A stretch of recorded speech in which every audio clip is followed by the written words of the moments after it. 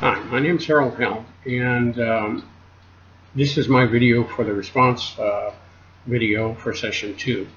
Um, as far as misconceptions about our Constitution or constitutional law, um, I guess I have always felt that the Constitution was interpreted in the manner in which the Founding Fathers uh, spelled it out in the original document. And apparently there's a lot more to it than that, and it has become a fairly fluid document that seems to change with the times. I guess I've always felt that if you came to this country, you wanted to come here for the democracy, and you came here for the Constitution, and you came here for your religious freedom. But I don't think that means that for you to enjoy your religious freedom, everyone else has to have their religious freedom curtailed or limited. Um,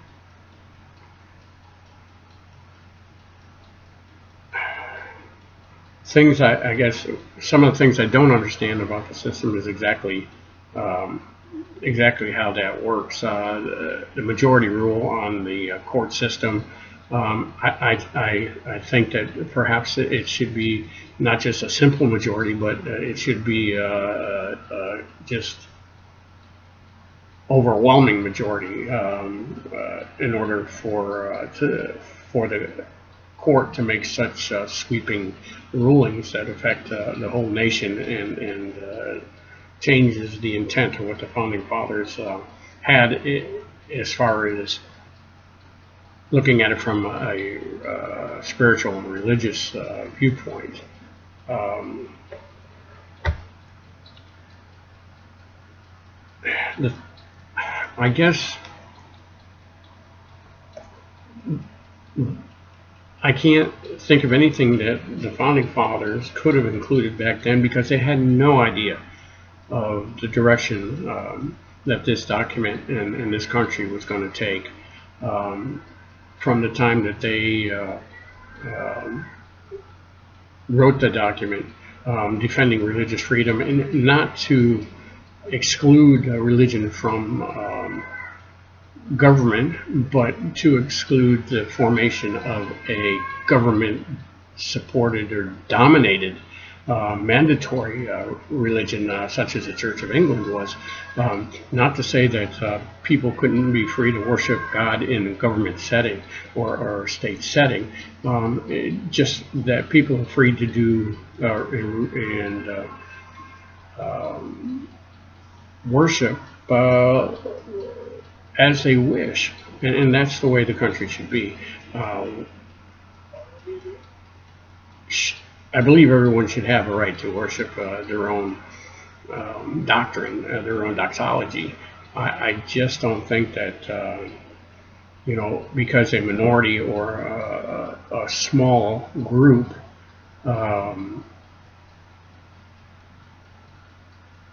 wishes to impose their viewpoint or their desires on a whole country, that you can say, okay, fine, we're going to accommodate you, but we're going to limit others. I don't think that that's what the founding fathers had in mind uh, when they wrote the document. Um, I think that the Supreme Court, in reviewing these cases that are brought before them, have to review it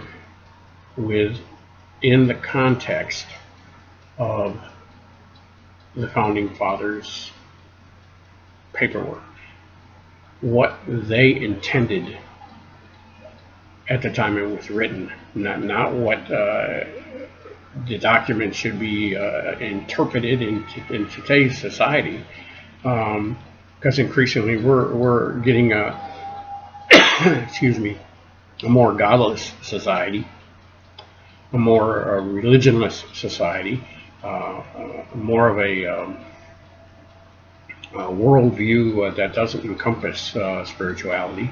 And it's veering away from the intent of the founding fathers when they sat down to protect the rights of people to worship as they see freely, and to people to have spiritual guidelines by which they should follow and live their lives, and should not have to compromise those guidelines for anybody else in the country.